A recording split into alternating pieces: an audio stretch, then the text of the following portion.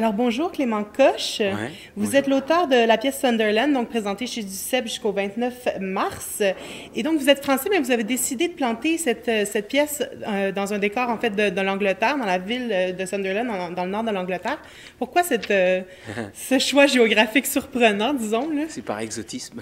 Ah oui? Non, en fait, l'histoire traite un petit peu, hein, c'est pas un pamphlet ou enfin des mères porteuses, et raconter la même histoire en France, c'est un petit peu compliqué parce que les mères porteuses sont interdites, et donc le fait de transposer en Angleterre, ça permettait beaucoup plus de liberté dans la fiction. Et en plus, moi je suis assez fan du cinéma anglais, et c'était une manière de le raconter un peu à l'anglaise. Je sais pas si c'est réussi, mais en tout cas c'est ce qui ressort de la presse parisienne quand le spectacle était présenté, c'est qu'on avait l'impression que tout ça était vraiment très anglais, ce qui est une bonne escroquerie. Oui, c'est ça, on comparait beaucoup au film de Ken Loach, par exemple, mais vous avez vécu aussi en Angleterre, ça a Ouais, un peu... j'ai travaillé dans une usine automobile quand j'étais un peu plus jeune, et ça m'a donné le décor dans la tête, et bien plus tard, je l'ai utilisé, donc comme quoi tout sert, même les voyages au nord de l'Angleterre.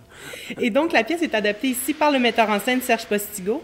Et comment vous trouvez cette adaptation québécoise? Vous retrouvez vos repères dans cette... Ouais, parce que c'est une pièce d'atmosphère, donc que ce soit en japonais, en québécois, en français ou en allemand, il y a une sorte d'atmosphère qui transpire de la pièce. Alors ça marche ou ça marche pas, mais quand ça marche, on le sent. Et c'est plus ça qui fait que je sais que c'est réussi. Voilà, quand il y a cette atmosphère, et quelle que soit la langue, c'est ce que je recherche en fait. Ouais. Et donc, aussi, vous touchez à beaucoup de sujets d'actualité. On parle de crise financière en Europe, de grippe aviaire, de famille homoparentale.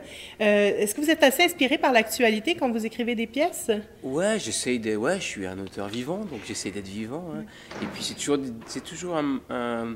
toujours amusant d'attraper des sujets un peu nouveaux. Je sais par exemple à Paris, on est dans le théâtre très boulevard, un canapé avec tout le monde tourne autour. Et moi j'aime bien aller un petit peu ailleurs, dans des univers un peu différents, et parler du théâtre d'aujourd'hui, de la vie d'aujourd'hui, pour attirer des jeunes, parce que c'est ça qui est intéressant aussi, c'est de parler à tout le monde, et pas seulement aux 40, 50, 60 ans. C'est bien si des gamins ils viennent au théâtre et ils s'y retrouvent, parce que les sujets, c'est les leurs aussi, quoi. Et il y a eu un débat assez houleux en France au niveau du mariage gay Ouais. et de l'adoption pour les homosexuels. On voit dans cette pièce-là un couple qui est très uni, un couple homosexuel qui veut un enfant depuis 10 ans.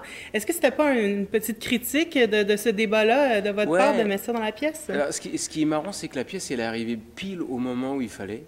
Et donc, les gens sont venus la voir en croyant y trouver des solutions, alors qu'en fait, pas du tout. C'est surtout une pièce sur la famille. C'est une sorte de famille. L'histoire, c'est pas du tout.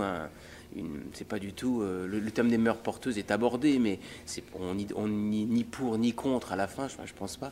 Mais par contre, oui, c'est un sujet qui fait vent aujourd'hui en France. Et c'est un sujet grave. Donc c'est vrai. Voilà, aujourd'hui je vais être pour, demain je vais être contre.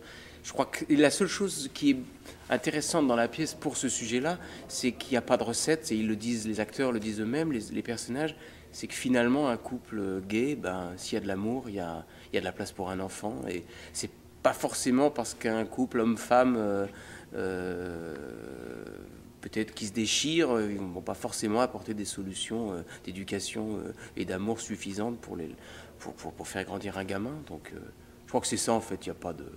On a juste deux bras, deux jambes, qu'on soit homme ou femme, s'il y a un cœur, ça marche, quoi.